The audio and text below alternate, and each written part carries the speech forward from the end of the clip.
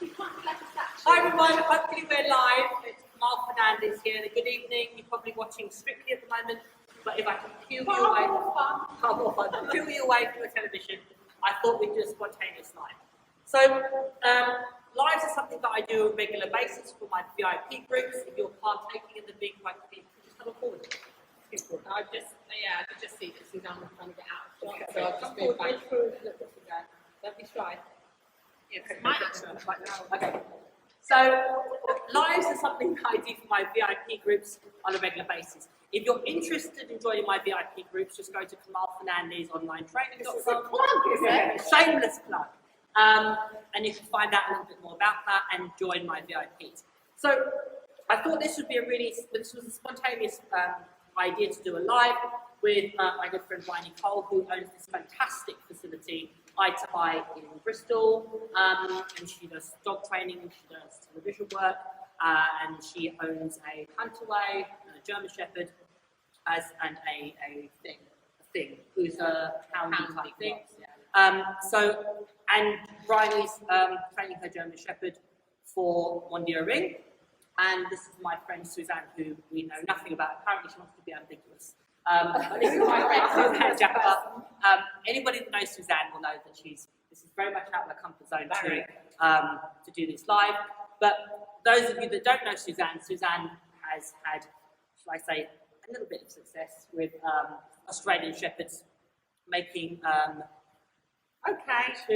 one up to a dual champion. Another one to the beach champion, a working trials champion, and one cross from the Australian Shepherd. So the reason why I thought it would be interesting to have this conversation, because we're all embarking on a journey with getting people comment. We're all you're famous, Susanne. No.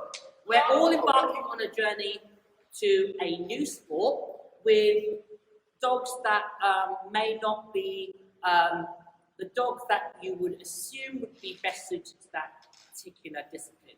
And it was to really, we've been training today, and we've been talking about the respective journeys that we're all having, and the pros and cons of having a dog that may not be the dog that you would associate with that particular sport. So, for example, I'm training my boxer to hopefully do IGP or IPO.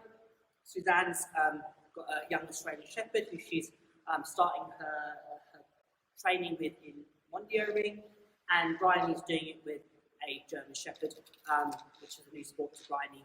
And so we're all in the same boat that a lot of you are starting a new journey into either a sport, and we thought we'd challenge ourselves even further by choosing breeds or dogs that you wouldn't associate with that respective discipline as your first port of call.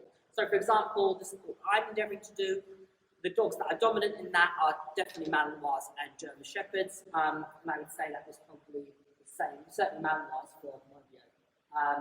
But for some crazy reason, we thought we'd try different breeds. Seems like a good idea idea. at the time. But both myself and Susanne have competed in obedience with other breeds of dogs. And I think there is definitely challenges that are associated with having dogs that aren't predisposed to more traditional approaches of training. And that isn't about judgment, it's just about the topic of conversation. You're starting your journey, Susanne, with your puppy. Don't look so startled. No. I need a gym and tonic. What would you say, having been down a path with a breed of dog that isn't associated with the sport, what is the things that you would say to people watching that is part of that process? So, in your experience, what would you say are the differences between? Because you also had a colleague that you did a breeding with, believe it or not. And what would you say would be the biggest things that are different from for training in other breed of dogs? What would you say is the differences? Gosh. Loads. Yeah. Well, give me one. I can think of one that they definitely is that I can think of, which is repetition. So I think that a big thing for other breeds of dogs is they don't do well with multitudes of repetitions, which is often an approach taken to train more dogs that are like my border collies, definitely. For example, I did a live yesterday and I did numerous repetitions with one of my dogs, and my boxer would never have coped with that level of repetition. Would you say that's the same with your Aussies? And Absolutely. yeah. So how would you, and what would be another example, and how would you then, what would be the process you would go through to deal with that and to create a dog that could cope with repetitions? I don't train to cope with repetitions. So I train short bursts of training. Yeah. And once he's got it right, once or twice, I move on and do something different. So the training session might only last 5 minutes, but I keep changing the criteria or the behaviour that I'm training. I just want to repeat and repeat and repeat, because even if you reward it every time, they can feel that they've got it wrong. Yeah, and they'll question you, that's definitely. But even that, as a discussion point, is the length of the training session, like exactly the same thing. I would most definitely, with, for example, my other breeds of dogs, with my German Spitz, with my Boxer, and even with my first Malinois, I would have to do very brief, short sessions, get what I want, and move on. Even if the dog was successful and he did what I wanted, they've all been hymns, and even my Labrador, they would definitely question you if you repeated it after they did it correctly, and it would then deteriorate the behaviour. That's something that your Aussies definitely do. Yeah. So how do you then progress that from your dog doing a singular behaviour, and then obviously the progression is to get the dog to do a long period of chain, and bearing in mind one video could be what, 45 minutes? How do you, as a trainer, overcome that with your breed of dog? Well, I wouldn't do it in training. I would do it by focus and attention and playing and being on side with me, or playing, being on side for a duration of time without actually having many behaviours. So the dog wanting to interact with me by tricks and things like that. So he stayed in focus and engagement. And you would build that up? I would build that duration up. So would you, sorry, interrupting you, as a planning, would you then aim to have your Aussie sustain that focus and attention for that duration of time? For how long do you think that would be then, with him particularly in the... What, my puppy now? No, the long term. How long would you expect? Bear in mind your depends on the sport. Right. So with the dog I always want to be able to train them for double the time that they're going to need. So if it's a ticket dog, it's 10 minutes. They're going to need to work for, so they need to be able to stay in focus and engagement for 20 minutes. So how about for like a PD dog? Because the test would be PD could last 20 minutes, couldn't it? Yes, it could. But there's switch off time between. You haven't got continuity, so you've got time between where you finish one exercise. Right. Depends on whether it's a flowing round, if it's a PD round, or it's still, you've got the CNA, so that's a short bit. It's not very long. It's about 15 minutes. Yeah. The nose work is not very long, 20 minutes. Right.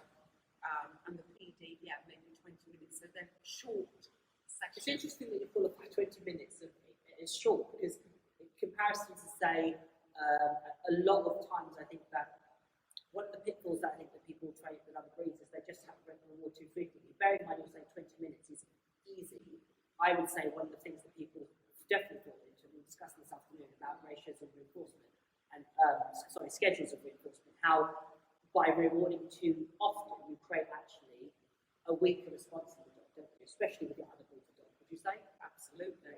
Yeah. You want them wanting more, and am I going to get rewarded now? Yeah. No, I'm not. I'm not disappointed I wasn't rewarded. Yeah. Let's go and do something else, or do it again, and maybe I'm going to get rewarded. But you have to create that desire, gradually shaping it, so the dog isn't disappointed if he didn't get a reward. He's game on for the next behaviour, or maybe another repetition, but you can't keep those with just say, oh, keep repeating. Yeah. So how about yourself, Bryony, as a new to a sport and training a dog that has been slower to develop and has taken a different approach? What would you say has been your learning experiences thus far, with her in particular? Learning to be more patient, to wait for her to mature a little bit, because Yeah. I've not had a breed that is slow maturing like this before, and everything else has come a bit quicker. quicker. Yeah. So being patient. Yeah, I think I've been, like we were talking about intermittent reinforcement today, and I think I expect a lot of her. Yeah. And sometimes I shouldn't do that thing. Right. But yeah, it's been really interesting. I'm really pleased I chose this breed of dog. Okay. Because it's been a challenge for me training her. Yeah. And it's just put it's just so much more exciting. It's put loads of cards on the table. And she's not made for Mondio, but she's more made for sport, whereas my previous dog wasn't. Yeah. And it's hard trying to push a dog into sport that she's really made for. So. Yeah. I think that I know. Yeah. I think that there's two interesting points there that you raised. One is about maturity levels.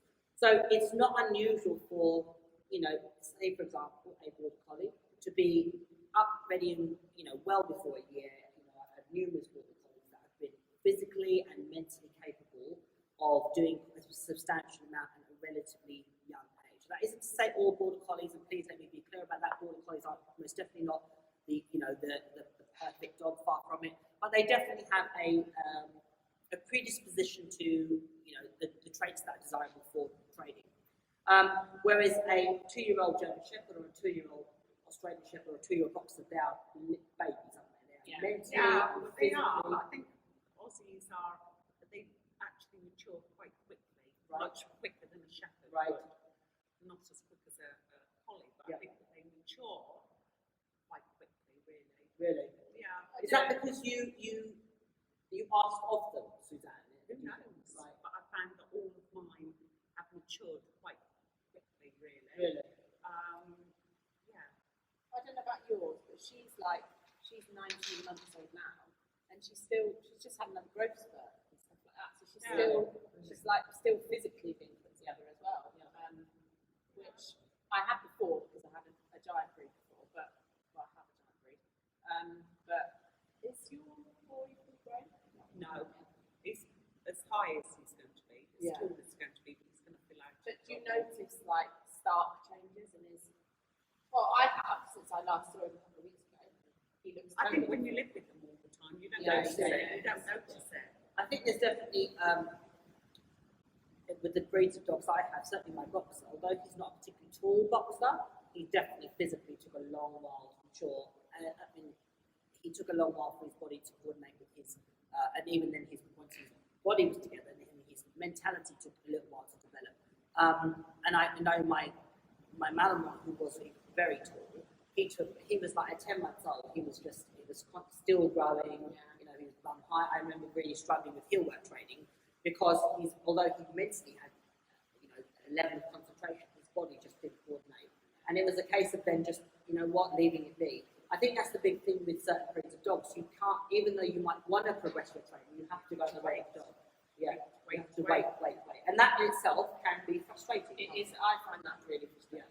Really frustrating because I'm so impatient. Yeah. And that's been a learning curve. I think. Having a judge. Yeah. I think you definitely, certainly for the big thing that I know with my other breeds of dogs is I can be a bit obsessive about my training, and I would like to train, numerous times a day and do lots of little sessions, etc. if time permitting. And I know that you can't do that with a dog like that. You have to do your little bit, you have to stop and regroup, and then you go back to it maybe the next day or the day after. He just didn't take the constant 5 minutes, even though he may have the want mentally, his body was coordinated. And when his body was together, his mentality was together. So in terms of with your breed, Susanne, you've obviously had other breeds of dogs as well, what made you gravitate back to them? We've had the discussion on a personal level, and what made you go back to Aussies then? I love the look of them. I love the way they think. Right? And I like training dogs that like to think and like to use their brain. Right? So I like the way that they think and like to get into their heads. Yeah. So that was, I think It's that's a thinking breed. Yeah. And I like thinking Yeah. breeds. And I think that when people are thinking about, because I think definitely more people certainly in domestic situations don't have border collies, and that's not probably the first dog they're going to gravitate to. And as a result, I think clear thing, which is part of the discussion we've had, isn't it, Bryony? That you have to pick the dog for your lifestyle, and you have to pick the dog that you genuinely like and you connect with. Yeah, and I think that sometimes people can forsake that for the sake of the sport, because let's be truthful, all of us. None of us would have gone out and got the dogs that we wanted. Yeah. They're not the dog for the job Yeah. at all. They're certainly not the first port. They're not. I mean, my box is from working lines, so I don't have that entirely. He definitely has something within him.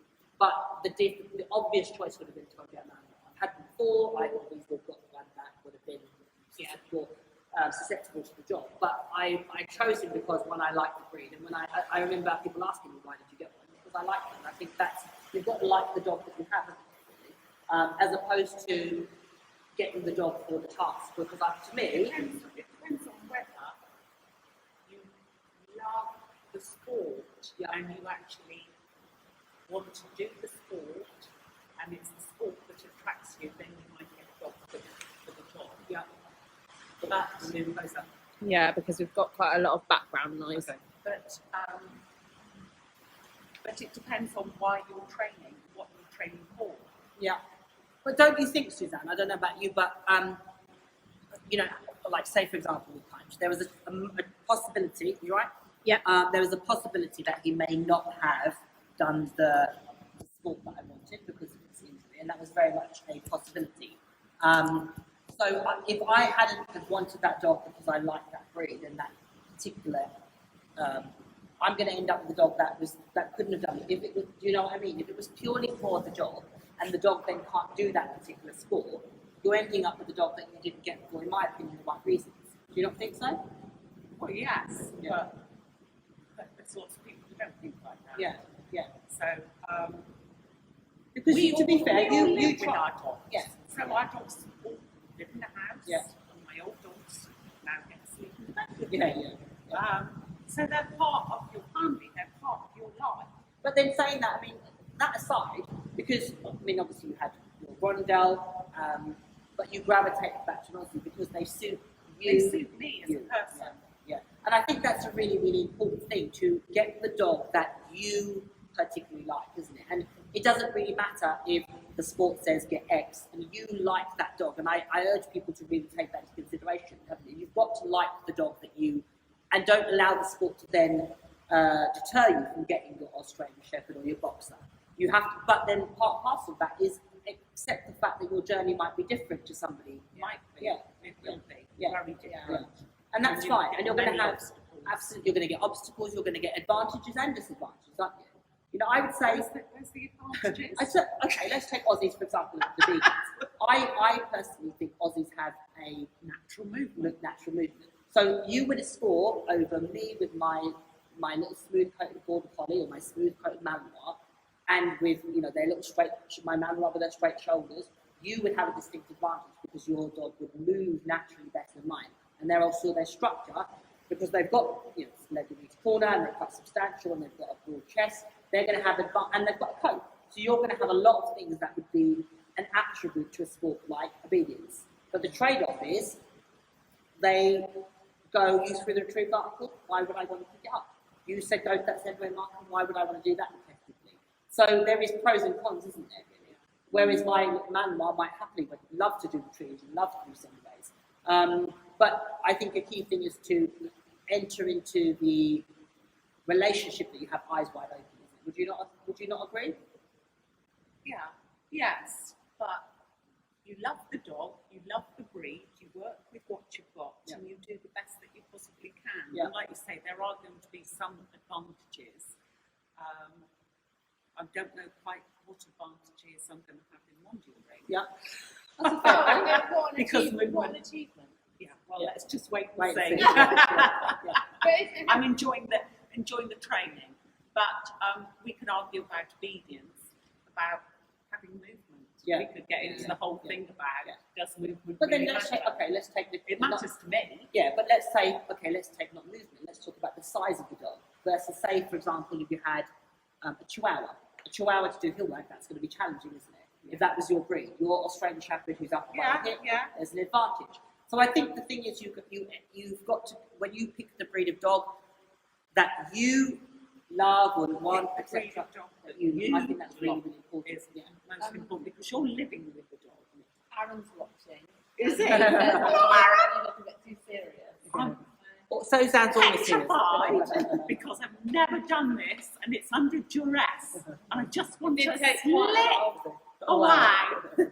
lot of harassment to get you Yeah. sandwiched in between the two Yeah. of us so you can't escape. So how about from your point of view then, Bryony, then, so as somebody that's new to competitive dog sport in this entity, and you decide to get, what have been some of the, let's put our cards on, some of the frustrations and struggles that you have experienced from your perspective? There's an endless list. So what was the one that you think that surprised you, that you thought, oh, I didn't, what's been some the challenges with drive. The challenges with drive. Yeah. I thought Free drive, Yeah. predatory Yeah. drive. my previous dog has drive coming out of his ears. Like, he's not made for dog sports or anything like that. He's a working dog through and through. And I thought, naively, getting myself nicely bred working dog, I wouldn't have problems with drive, but I have. So that's been No new to me. guarantees. No, there's no guarantees. I find it frustrating because I feel like I've got a dog that's like, she's got naturally lovely movement and she would do nicely in a sport that could enhance that. Yeah. But my sport just doesn't call for that movement whatsoever. Yeah. So I find that frustrating because it's kind of something that I want to progress that I probably won't bother. What else do I find frustrating?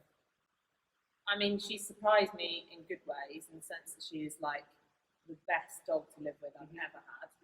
And I didn't expect that of her at all. Can't think what else she's. How about you? What challenges and frustrations have you experienced then? Being patient, the Fernandez taught me that. To wait. The time is not right. The time is not right. I haven't really had many frustrations with the obedience section, but then I'm in my comfort zone. It's the bitey stuff that I'm frustrated with, that he's not ready yet. I just know he isn't the dog that he's going to be. So even if I sat and left him for another 6 months and did nothing with him, I think he will be better. I'm not going to leave it because you need to tinker away and sow the seed. But I need time and I want to get on and do it, but the dog is not ready for it. So I've got to be patient. Patience is a virtue, isn't it? Patience is the hardest thing. Patience is. I'm not a patient person at all. But with the dogs that I've had in the past, certainly I learned that lesson. And you just, I had a very good mentor that really was very much like, you can't push them when they're not ready. You have to go at the speed of the dog. And she used to always say, when they're growing, leave a bit back off them, leave them alone. And there was a lot of wisdom in those words, and I'm thankful that I had that person to guide me, as it were. So let's talk. What's the things that you've surprisingly actually enjoyed that you did, that you go, that you are grateful for having that particular dog? What is The obedience. Obedience. I've never enjoyed training obedience before, and I love it. Because of her movement. Because of her, and she just likes doing it. Like, whereas Gus just doesn't Get it. It's just not his thing. Like, he'll do it, but it's just not. She gets a kick out of it, which I really like. So that I enjoy. What else do I enjoy about her? Just how lovely she is. She's just a nice. She can switch it on and be a nice sport dog and be serious about stuff, and then she can just, like you said earlier, she can just lounge around on the floor with us all, and like, she's not a liability or a problem in any sense. But she's been really fun, and I think actually, although there's been frustrations there, she's been a really nice dog for me to step into dog sports with. Because I could have got something else and massively overdone it, and then had something that I'm constantly battling to rein in a bit. It would be like a learner driver trying to learn how to drive a Ferrari exactly. M25. It's just going to end in tears. Sorry. No, carry on. How about yourself? What have you actually gone, do you know what, I'm really enjoying this particular dog for this reason? All my dogs have been lovely, although I don't talk very well of them. He's a really nice, sane, nice dog. Nice dog to live with, amenable, friendly, lovable, affectionate, take him anywhere. He's very well balanced. he's a really sound-tempered dog. Right. And that is really nice. While his father Had a more edge. had more edge, Yeah. which was much more exciting to Yeah. wear. It came with its And stuff. it came with its stuff. So Yeah. whilst he was, you know, a great sports dog, Yeah. you kept your wits about you with him because he had more edge to him. So he wasn't the sort of dog that you could just take anywhere and let him off in the park and Yeah. be absolutely fine with. So this dog is a nice, he'd make a brilliant pet dog. Yeah. And that is I just so, want to it's- do, it's I so- want to do dog sports. It's So good. important. It's good. And It it's is so- important. I would rather have a dog, although it's frustrating. It comes with, you can have a brilliant sports dog, Yeah.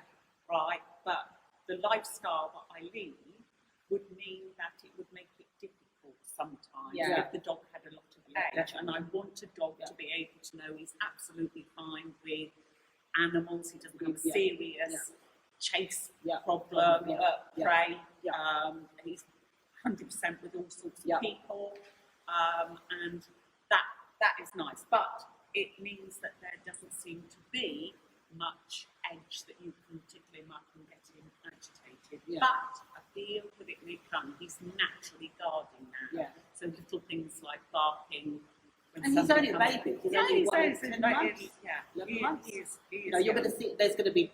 That's another thing. You're going to see developmental changes, aren't you, with him? He's going to, you know, become more. And the thing that I male. also enjoy, here's the challenge, is when people say you can't do it. Yeah. Yeah. But that's and I've always been my thing. my thing. Yeah. Don't do that. Yeah. You'll never do it with that dog. So that. And I might never do it with that dog. I might not. So that, but I love question that for you. challenge. Aaron Who's it says, Aaron, Okay. what are your frustrations up to the top level? Frustrations at the top level of any sport, I think, is sometimes it can be political. That can be frustrating. I find that. Sometimes. Yeah, I think that Always. It's not Yeah. political on Monday, right? I think that I would say my experience with all top level sports is it's a test of character, it's a test of mental game.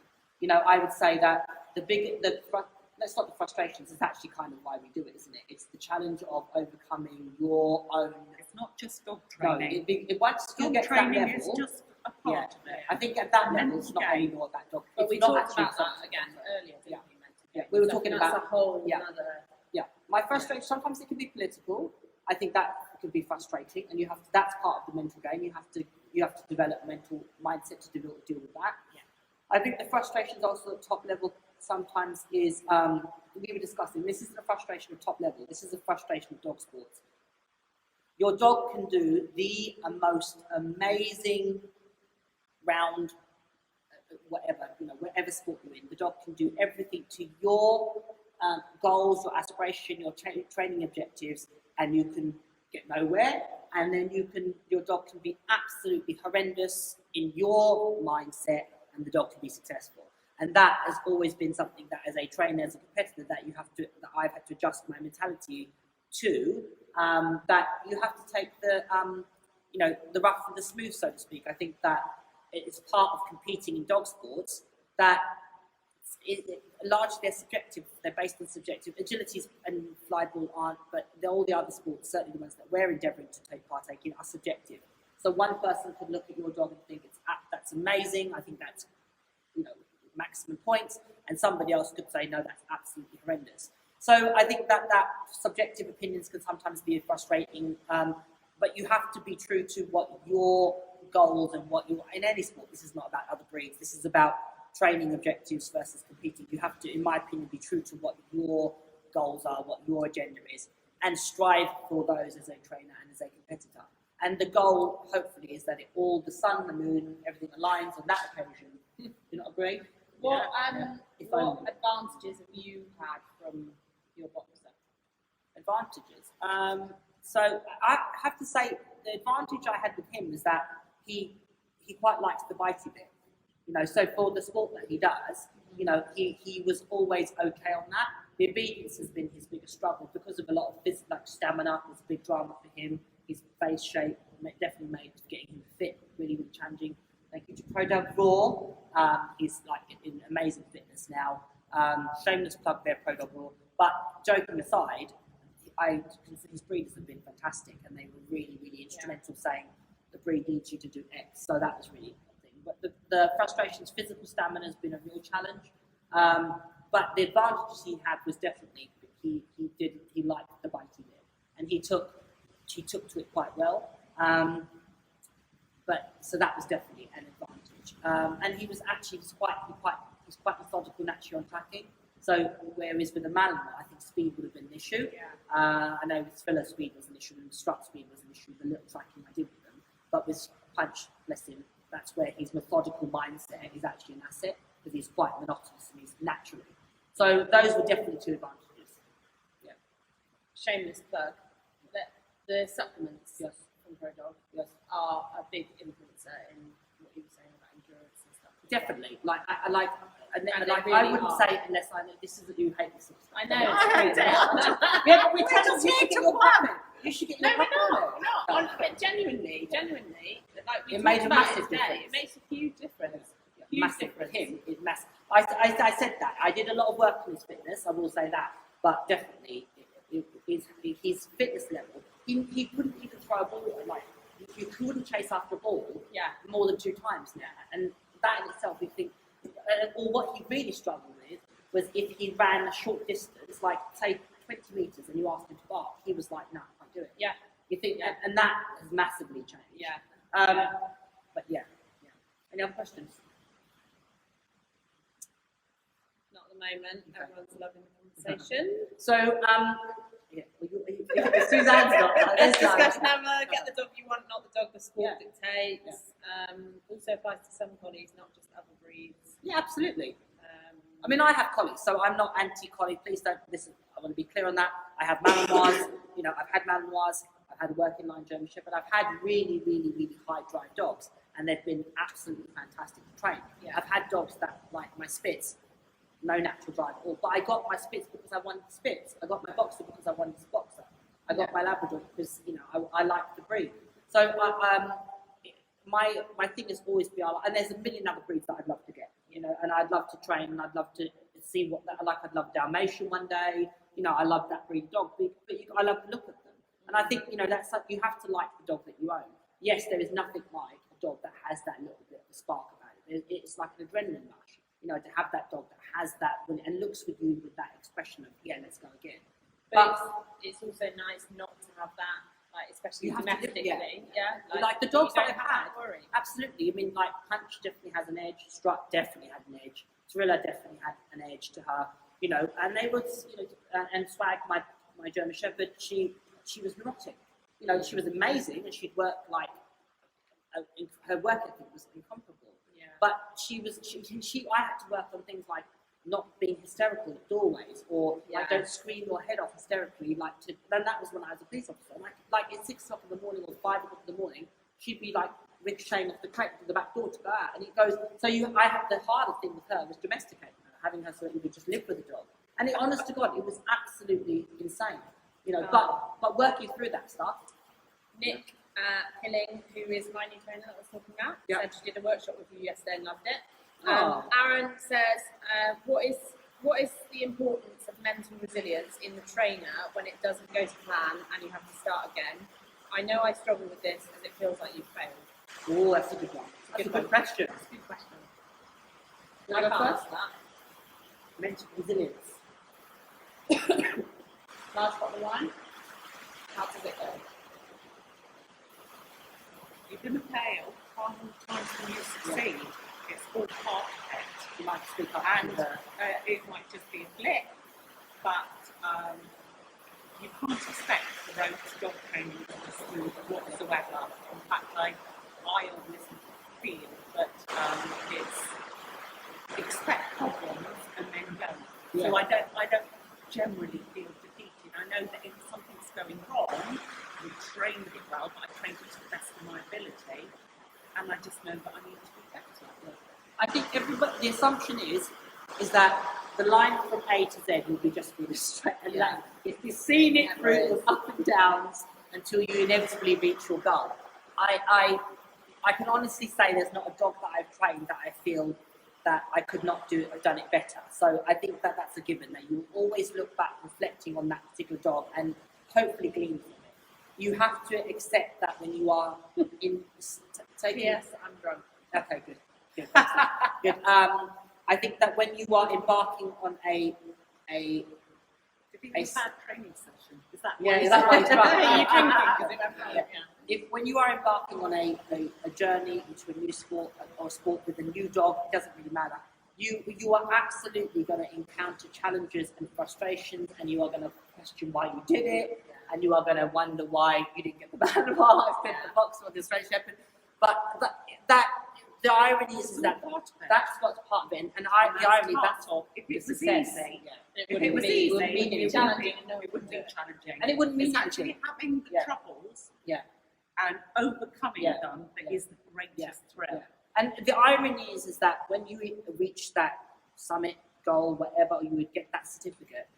It isn't about the certificate, or the rosette or the trophy. It's about what that represents. I don't mention the journey. And I the think- journey But, word. but what I'm saying is that piece of card with the green, it represents all the hours and sweat and tears, and it is that, and it's got nothing to do with the piece of paper. It's what it represents. And I know it sounds cliche, but it is very much about like savouring those challenges, because there's times, like the other day I went out and I was so frustrated with my dog for not being able to do what I was asking him to do, and I was like, in the end it was like pitch black. I was like super frustrated. I put the dog away, regrouped, and vented a little bit, got it off my chest, picked myself up and moved on. Because what are your choices? To give up and stop, or to think differently? And to me, that it's I would rather think differently. Okay, what can I change? How can I be a better dog trainer? What is this? How can I overcome this struggle, this challenge, this whatever? I think, I can't speak from a competitive point of view, but I think it's so important to surround yourself with people that are, we talked that are about positive, that Yeah. can help you as well, because sometimes stuff can just, like today, the things that we've done, stuff can just become a little bit unclear, and it's like you can't see the trees, and it's just because you're so bogged down in something, and I think it really helps to have, like, just meet up and train together and do stuff like that. And it's like a lot of people don't do that. And Yeah. I think it's madness. It's like, I'll give you my latest experience. So I did a BH with my dog, which is the very first level of competition with my dog. And it was an absolute disaster. For various reasons, the reasons are really irrelevant, but it was an absolute disaster. So as I come back, I realised it was funny enough with Susanne, and I obviously said shit to him, I vented it, got it off my chest, and thankfully Susanne was like, okay, like, pick yourself up, stop being a baby about it, send me the video, and let's just process and think about it logically. And then we thought, between Susanne and myself, and looking at it, I formed some sort of plan. There was gaps, there was holes, and that's the truth. What the competition exposed was actually there was things I needed to do better. I need to do better. And there's so many cliche phrases about failure versus success. You are going to fail. You have to be prepared to push through that. And ironically enough, I messaged a friend of mine saying it's an absolute disaster, and he very graciously messaged me the next day and said, how do you feel today? And I said, determined, because what else is my option? What else choice do I have? I can go boo-hoo, who's me, and walk away. And there's no failing and saying, do you know what, this is not for me. There is nothing to say, do you know what, this is not for me. I'd rather just take my dog for a long walk, or train it and not compete with it. But if you are going to do dog sports, you have to develop a level of resilience. Again, surround yourself by the right people is a really, really good one. And, as we've discussed about mental game, and developing a level of resilience. And the other thing is to look at your training objectively and if you can, without emotion. Yeah, because I think emotion can cloud judgment, but often, it's a very emotive thing. My dog is this, it's all wonder, or I'm useless, or da. When you actually look at it, you go, actually, there is positives I can take with it. I can improve this, I can change this can be better. And if you've done all that and you've given it your best shot, and it doesn't work out, then you can say, I tried my best. Yeah. Someone's asked if your last dog was successful, Sometimes the expectation can hold you back. How do you cope with that? Change the sport. I do. Yeah. Do you know, again, like anybody in dog training will know the name Sylvia Bishop, and who is an incredibly successful dog trainer, competitor, and she made up multiple champions, and was a huge influence and mentor. And the wisest words amongst others, one of the things was she said to me was, whenever she got a new puppy, she would go up to she'd always tell this little story. She'd take the puppy, go to the mirror. She'd look at the mirror and say, well, who are you? And, I'm this and you're that. And she'd introduce herself and she would say, and she would treat it as if it was a blank slate. So it didn't matter that she'd made up multiple champions and won 100 tickets and had dogs at crafts and made up one crafts. She was like, this is a new journey. I see the journey word. I know you don't like the J word, but this is a new puppy. I know nothing about you. And it's why she was so successful so long, because she's always said, you're only as good as the dog on the day. You're only as good as the dog on the end of your lead. And, unless you're prepared, if you compare your past successes, it's too much pressure, and dogs, you're only as good as the dog on the day. And the other thing is, because you are successful with that dog doesn't mean that the person's the great dog. There's so many people that have, not every dog's going to be a champion. Not every dog is going to be a world-class dog. That's part and parcel of it. If you have a special dog, enjoy the ride. Enjoy the ride, because they're few and far between.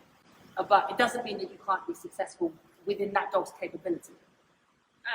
What would be the best way to end a training session? Would you just say that it's would you just say good dog, or would you have maybe it's the dog, not for you? Or would you just have a game for a happy ending? Depends on what you're working on. Differently, don't we? It just depends on what you're working on. Sometimes I like the other day, I just went, okay, I'm going to put you in the van and go for a very long walk. Cry. Cry. I was crying in fetal position and rocking. There was a lot of rocking involved. It depends very much on what you're working on and where you're at. Sometimes you want to end it on a good note. Sometimes, like this afternoon, Susanne's puppy, she finished, she was lovely. She let him bimble around for a moment, then she went, because she didn't want to just go bang back in the van. Yeah. Sometimes you want to leave the dog and want, let's run back to the van, take the toy back. It depends very much. There is no, it doesn't always have to end on a good note. No. I think that's a misconception about reinforcement. An old mantra of traditional training was you always had to end it on a good note. Not necessarily the case. Yeah. And actually, I had this discussion with someone else a while ago, and like in terms of finish cues and stuff like that to end the training session. Yeah. And sometimes ending on a good note would really poison what you've just done. Yeah. So you have to be careful, I think, in that term. So I think try and be fairly neutral about it. Yeah, it's about reinforcement. Yeah. What are you reinforcing, and if what the dog did is worthy of reinforcement by all means. If the dog doesn't do as you've asked, and you just say, okay, dog, there's no, you might take him for a walk. I might not be particularly happy with that moment of what the dog did, and I might give it a treat or a click, but I could take him for a little pottle down, let him have a wee and put it back in the van. It doesn't mean the dog is bad, it just means that it's not worthy of reinforcement. Have any of you ever had an issue with a dog from a training point of view that you haven't been able to crack? I have. Okay, go on. My little rescue hound has a capacity, like a very set capacity of about 5 or 6 things that he can learn. And genuinely, it's like filling a tank up. You put one thing in, and all work to 6. It doesn't all come out, but when you've got to 6, if you put 7 in, 1 drops out.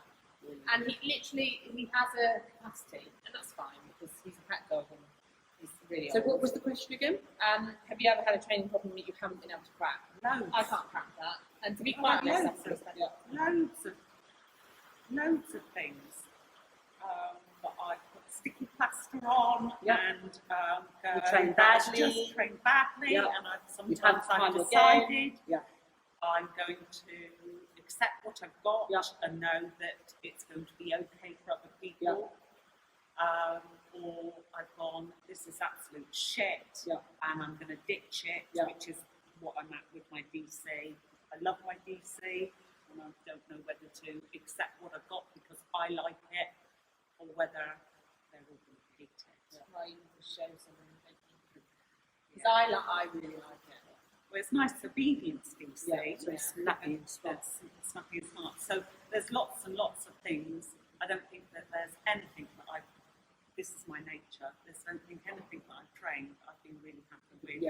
always have done better. Every dog, like I said, every dog I've ever owned, I thought, if I could have my time again, I I would do have that done it. differently. But then I think That's part of the journey, isn't it? but the other thing I hope is that I haven't made the I haven't same made the mistake. same mistakes. Same, I yeah, make new yeah, ones. yeah. You make And I other keep mistakes, on yeah, making new mistakes. ones. And that's the thing that I hope that I'm conscious of. I haven't made the same error with this. And I would say in terms of the majority of issues that I've had, I would say even if it's a big, massive clock up, I've some way managed to improve it. I haven't always fixed it, but I've definitely improved it to the point where I go, like Susanne said, it's passable. You know, like my Malinois retrieve, my first Malinois retrieve was diabolical. It was just horrendous. And I patched out to the point where it was passable. But I was like, bloody hell, my next retrieve was, like, I was like fanatical about it. But there is things with her I made mistakes on. So, like she had a very technically good retrieve, but then I caught something else up with her. And I guess the more, like you were talking about us having different breeds and stuff, the more you open it up, you open your training up in terms of getting new breeds and adding new stuff in, the more you open yourself up to make more mistakes. Yeah, but more dogs you have. Yeah. The law of Exactly. averages says the more dogs you have, If the you more have the mistakes same you breed the whole way through, and you know the line and that's it, Yeah. then you kind of close it off to those. You're still going to make mistakes, of course you are, but that's what makes you learn, isn't it? I think that people are so. I think one of the biggest things that people, in terms of dog, they're so afraid of making mistakes. So you get like perfection paralysis, I think Denise Fenzi calls it. People are so afraid of making mistakes and getting things wrong, they don't do anything. They get stuck. They get stuck. I think that's why. So I've been told off today because not told off, but you drilled me a bit on not rewarding everything because I want to set everything up to be perfect. It doesn't exist. No, and it can't be, and that's why you're Sometimes so right. take a risk. Yeah. Sometimes you need to actually go, let's just try this. And if your dog is open and also doesn't worry about failure, it might work. Doesn't mean that it's sorted, but you go, I took a risk. Oh gosh, Really good today.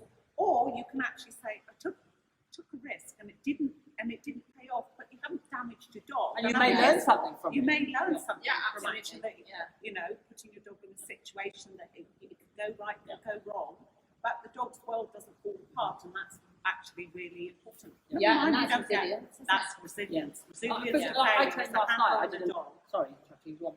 Resilience to failure as a handler and as a dog is a very important part. Yeah, I think that, like the conversation of failure, frustration, and stress in dog training, it can be very controversial. Oh, And is that dodgy? yeah. Oh, yeah. Well, no. Dodgy What I'm ground. saying is, like you and I are both. I don't mind my dogs failing and getting it wrong. I mean, I trained yesterday. I did live yesterday, and I trained my team. Must have been about 20, 25 minutes. It was crappy training. I was doodling and experimenting, and there was a lot of things. I was trying to whittle down something, and I was lumping. But it was conscious. And the dog was getting things wrong. There was a lot of failure. There was some punishment. I didn't reward the dog. You could argue, but it's fine. She came back today and she did it because I'd gone away and gone, okay, I'm going to work on. So sometimes you need. I think if I had gone away for her to be, if I had planned my perfect session, I'd never would have trained it. I went, do you know what? I'm going to just see what happens. Yeah. And it doesn't do the dog any favours to get everything right every single time either, because then the dog can't cope with failure. And I think there's definitely when Susanne and I started training dogs, I think that there was a little bit of rote learning, so you just went and did as and somebody else instinctively guided you. I think now there's so much knowledge out there. I think sometimes people can be overwhelmed by the knowledge. And I think sometimes then as a result of being overwhelmed by knowledge, they don't want to get it wrong themselves. And I think sometimes there is nothing, which is why having a coach of some sort, they can go hold your hand and say, it's okay, come on, let's and also put a little bit of pressure of saying, well, I want to see this, I want to see that happen this week. I want to see improvement. I want to see you push this on. And you need that. You kind of need your, like Joe said it to me a million times, you need your friends and your groupies to comfort you when you've had a crappy training session or whatever. And then you kind of need your mentor there to push you out of your comfort zone every now and then. And your friends can't really do that, but that's just so, that's priceless. That is. And like Susanne and I trained several people that we both trained. And we've both had collective discussions about they needed to be come on, with their permission. Yes, absolutely. With their permission. Absolutely. Let's be clear about that. Yeah. We've both had discussion that they can both How get can we move with them forward up. with this? because they get stuck at being perfect. You know, and they both of them needed to just say, come on, you go and you know. Yeah. So I think that you don't get stuck on being perfect because it's never going to happen. No. Never. Yeah. And don't stick around on something for too long, because I've done that recently. Like, just not cracked on with stuff. Just like, You can sometimes become too fixated on it. You know. Sometimes you can walk away from it, leave it when it's absolutely shit. Walk away from it and go, I'm not going to touch it. Yeah. You come out a couple of months later Yeah. and you haven't trained it at all. They feel like something, don't they? lately, And it's sorted. You Yeah. haven't done anything. It's just sorted. But then don't you think that sometimes when you obsess about something, try and get perfect, You make it becomes a worse thing. and worse and Yeah, worse. it's Oh, such yeah, a little absolutely. it becomes, before you know it, it's a big drama. Horses, like I always did with my working sheepdogs and stuff. Like you break them in, and then you go and leave them for a while, and that is like, and then you bring them back to it, and it's like they've had time to process it. And we need to do the same, I think. Yeah. And sometimes you come back a couple of months later and it's still shit. And then you just go out in the dark. I get drunk. Yeah, they go in the fetal position. Yeah. So is there any questions? Final questions? Can I go now? Almost. I know you pinned me That's how to you the keep chair. learning by making mistakes. Kamal teaches switch on and switch off cues. He has a video for how he teaches these. I've started using them. They're excellent. Yeah, I think they are like the best. I think it gives clarity. You know, it gives clarity, and I think it creates a dog that, you know, my dogs understand. If I've switched you on, that time is indefinite, so then You don't want a dog working all the time. no. You want to have it on and off. Yeah. Yeah, Absolutely. or a dog that switches off after 3 seconds. Yeah. Yeah. I think they're valuable. Cool. Okay. You good? Good discussion. Really? Yeah. I'll have to twist Suzanne's Suzanne's- loved every second of it. I'll have to twist Suzanne down to do it again. Got a nice question for you. Can you ask Kamal, how do you cure mouthing on a retrieve? Who said ask that? Jenny Lunn. Oh yeah, Jenny. No, the best of questions. Which hand do I hold my lead in? That's the real golden one. All right, we're going to love you and leave you. Hopefully you enjoyed this discussion. I'm going to let Suzanne off the hook. Thank you very much for joining us. You can get back to Strictly. Yeah, cool. Bye. Bye.